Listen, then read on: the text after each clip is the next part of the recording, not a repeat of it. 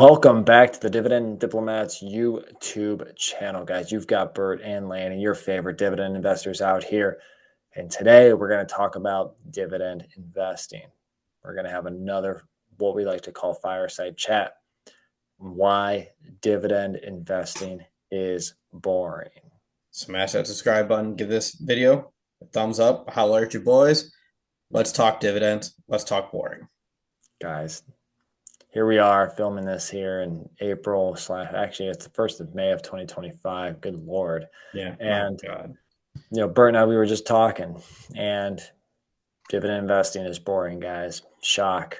You got two accountants here on this, and you thought that was boring, but talking about dividends, is it boring?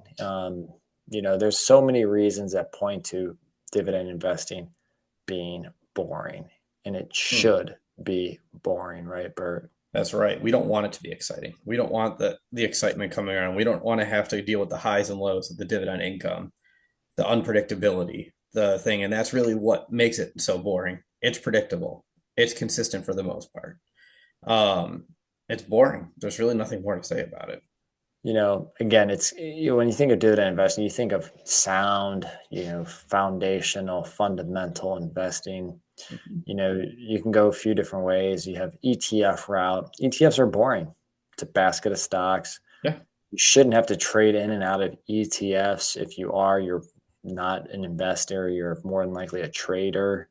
Yeah. Not a trader with a T, but a trader with a D. But ETF investing, it's a great way to build a foundation. You could do that for dividend investing ETFs such as SCHD, VYM, VIG, VOO. The S&P 500 pays a dividend. And again, owning that basket is boring. Yeah. Buying those ETFs are boring.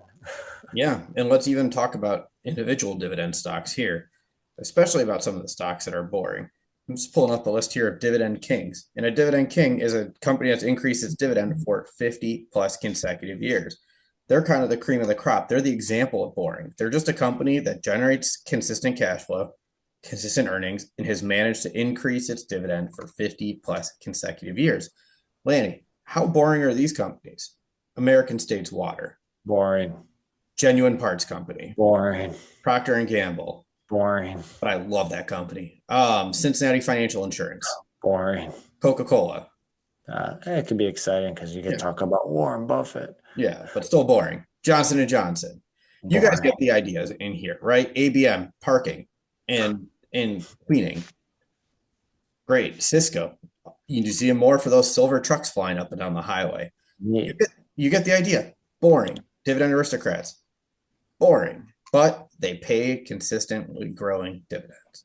Yeah. I mean, when you buy those stocks, you don't, oh, heck yeah, I got Aflac. High five. Got this insurance company. No, I mean, again, it's boring.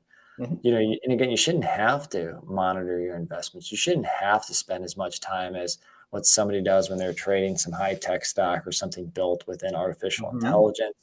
I mean, again, shouldn't have to be concerned as much as others would be with their investments because again, dividend investing should be and is boring. But Bert, I know we're sounding very boring here on today's channel, but there are parts that can actually be very exciting Yeah. from dividend investing, from the investing, not the investing, but from the investing.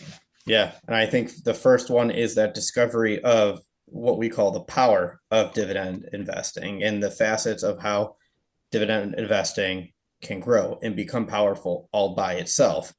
There's, I would say, three ways you can grow your dividend income from a stock, right? You can buy more of the stock, more shares, so you're going to have more income, dividend increases, and reinvesting dividends. Two of those happen automatically, Lanny, without even seeing it. So when you have that dividend that grows and you have that dividend that invests, that $100 dividend at first then becomes $110. Next time, 121. Oh my gosh, $121 and so on. You see it increase and you start to see that income grow automatically all by itself. And that's when dividend investing starts to become exciting, when the cash goes up without you doing anything. Yeah, it's that conversation. I remember Bert and I, we were at work, we were commuting, we were auditors, driving out to PA, and then Bert, it clicked. We had that Mhm. conversation about dividend investing. You're like, oh my God, you can actually build an income stream that grows without me doing anything. Absolutely.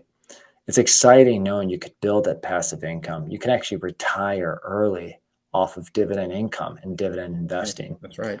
You don't have to sell your shares. You live off of the income.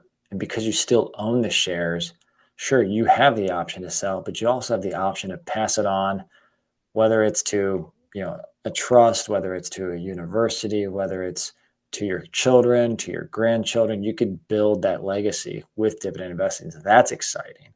What else is exciting is when you are starting out and you hit that first $100 milestone, you hit that $500 in passive income milestone, 1,000, 5,000. Milestone achieving is exciting. It's leveling up. It's playing the video game of investing because you are winning and you are crossing these levels. That's exciting.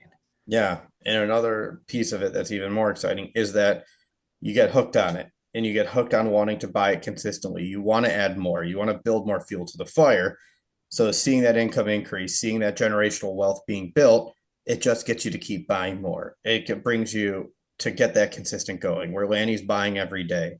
I'm buying every week and almost every day. Even if they're small dollar amounts, you're building, you're buying. Every step of the way, another brick in your foundation is being built.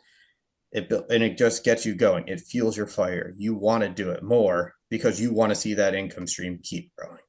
Yeah, as Bert's saying, the exciting part is that journey, is the process. That's where the real work happens, the real excitement happens. As Bert said, his weekly buying of VIG SCHD, he put his process in place. Putting the process in place to building his income was exciting. For me, it was building the automation. It's fully automated. Get paid, goes to savings, transfers to investing, buys VOO, VIG every single day, SCHD now every single day, and VYM every single week.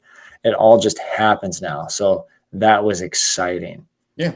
That and it achieves all the other pieces of the excitement. It achieves the milestones. It achieves the power of dividend investing. It achieves, building that passive income stream, getting me closer to retire off dividends. So that is exciting. Yeah. I mean, it's exciting when you see the work and you hit that milestone. Like another example is we've been buying 18 to 20 shares of SCHD every single week for my wife for about a year and a year and a half now. We just Jeez. crossed 1,500 shares. Like you see that milestone pick up. We have 1,500 shares of SCHD. It didn't happen overnight. No one's gonna say hey, every Monday 18 to 20 shares. Like oh my gosh, it's the best thing in the world for all of us dividend investors. It's fucking exciting seeing those shares going into SCHD and building it up. But to others that aren't into it, who cares? It does not, but it doesn't matter because for the dividend world, it's a lot of fun and it's exciting. Yeah, Sorry for yeah, swearing. yeah. No, I mean, in the end, I really just want to cap it off here. Love that enthusiasm. I love that excitement on this boring topic of dividend investing. But really, just to capture it all again, in the end, boring is good, boring works, but boring makes those results and the journey exciting, guys. Just want to leave you guys with that. And, what I want to know is what do you guys think of dividend investing? Do you think it's exciting? If so, what parts? And do you think it's boring? If so, what parts? And if it's boring, do you think it should be boring? You got to let us know in the comments. If you haven't already, subscribe to the channel. Give this video a thumbs up. And Lanny, what do we need to tell all those boring investors out there? Guys, you're either with us or you're boring. No, I'm kidding, guys. You're either with us or you're against us, Jack. That was Bert and Lanny from the gosh damn dividend diplomats. Over and out.